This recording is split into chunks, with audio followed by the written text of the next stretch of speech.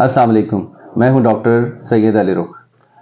एड़ी का दर्द बहुत सारे लोगों को होता है और बहुत सारे लोग यही समझते रहते हैं कि ये दर्द जो है यूरिक एसिड की वजह से, जबकि ऐसा नहीं होता।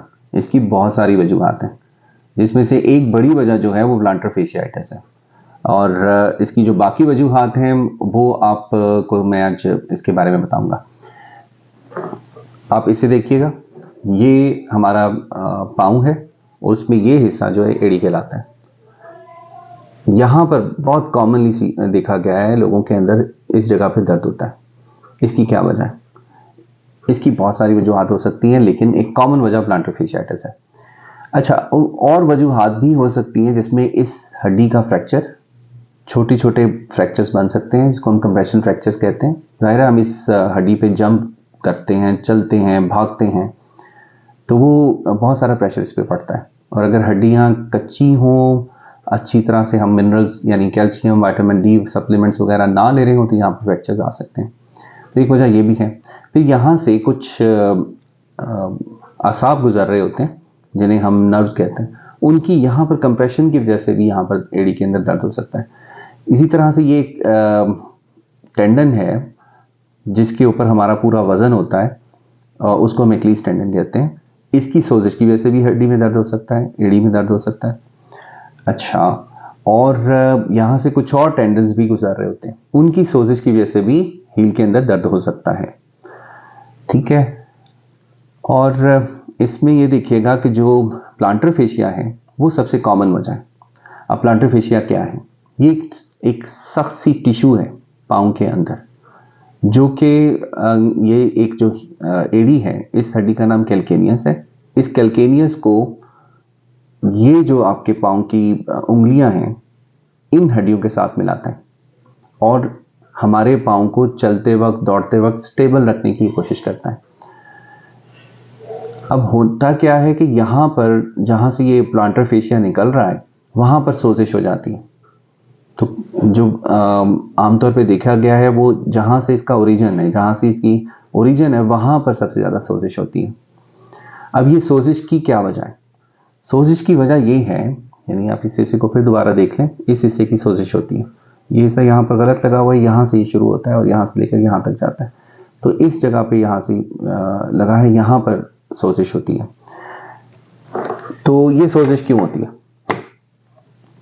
देखिए, हम यूजुअली हम चल रहे हैं, फिर रहे हैं, वॉक कर रहे हैं, तो हमें नहीं हो रहा। लेकिन अगर हम एक नॉर्मल रूटीन से ज़्यादा वॉक शुरू कर दें या अपनी स्पीड को तेज़ कर दें, तो ये जगह सूझ सकती है। इसी तरह से जैसे कोई एथलीट्स हैं, भाग दौड़ करते हैं, खेलते कूदते हैं, वो अपनी नॉर्मल रूटीन से ज़्यादा भागना दौड़ना शुरू कर दें, तब भी ये जगह सूझ सकती है। अच्छा, इसी तरह से अगर वज़न किसी का बढ़ जाए, तब भी ये जगह सूझ सकती है। और नॉर्मल रूटीन से ज़्यादा देर खड़े रहने की वजह से भी ये इसमें सोजिश आ सकती है। अब पेशेंट जो आके बताता है या पेशेंट जो महसूस करता है, वो ये होता है कि जो जैसे ही वो सुबह सो के उठता है ना, तो उसको चंद कदम चलना बेइंतहा दुश्वार हो जाता है। अच्छा, इसमें जैसे ही वो पाँव बिस्तर में से निकल कर ज़मीन पर रखता है, उसको शदीद दर्द होता है और कुछ कदम चलने के बाद उसके दर्द की शिद्दत में कमी आना शुरू हो जाती है। अगर तो इनिशियल स्टेजेस हों तो चंद कदम के बाद इसकी शिद्दत में कमी आती है, लेकिन अगर ये सोजिश जो है बहुत अरसे से रह रही हो, तो ये 5 मिनट 10 मिनट लग जाते हैं इसके अंदर बेहतरी आते आते, यानी इसके दर्द के अंदर बेहतरी आते आते। तो ये उसकी कॉमन अलामत है। इसकी तशखीस कैसे करें? तशखीस करने के लिए बहुत सिंपल सी हमें क्लिनिकल एग्जामिनेशन के दौरान एक साइन मिलता है, उसको हम टेंडरनेस कहते हैं। जहाँ पर ये प्लांटर फेशिया निकल रहा है, इस जगह पे हम जब प्रेस करके ज़ोर से दबा के देखते हैं हील को, यानी एड़ी को, तो उसको पेशेंट को दर्द होता है। तो ये एक कॉमन सा टेस्ट है, बहुत सादा सा टेस्ट है। तो अगर उसको टेंडरनेस हो जाती है तो प्लांटर फेशियाइटिस ही है। इसको कंफर्म करने के लिए हमें बहुत लंबे चौड़े टेस्टों की ज़रूरत नहीं। इसमें सिर्फ हम अल्ट्रासाउंड करा सकते हैं। अगर किसी को शक है कि ये प्लांटर फेशियाइटिस नहीं है, तो हम अल्ट्रासाउंड की एक मदद ले सकते हैं, डॉपलर अल्ट्रासाउंड, या फिर हम एमआरआई भी करवा सकते हैं। और एक्सरे के अंदर इसको डायग्नोज नहीं किया जा सकता। हाँ, ये है कि हील पेन के अंदर जो दूसरी वजूहात हैं, जैसे हील स्पर बन जाता है, उसको देख सकते हैं। इसी तरह अगर हील की बैक साइड के ऊपर अगर दर्द हो रहा है तो यहाँ पर हैंगलून्स डिफॉर्मिटी होती है, उसको देखने के लिए कर सकते हैं। यानी हमें जो मुख्तलिफ और वजूहात हैं उनको रूल आउट करने के लिए हमें एक्सरे की ज़रूरत पड़ सकती है या एमआरआई की, और अल्ट्रासाउंड इसके लिए काफ़ी है कि अगर हमें कंफर्म करना हो, वरना इसकी भी अक्सर ज़रूरत नहीं पड़ती। अब इसको हम ट्रीट कैसे करें?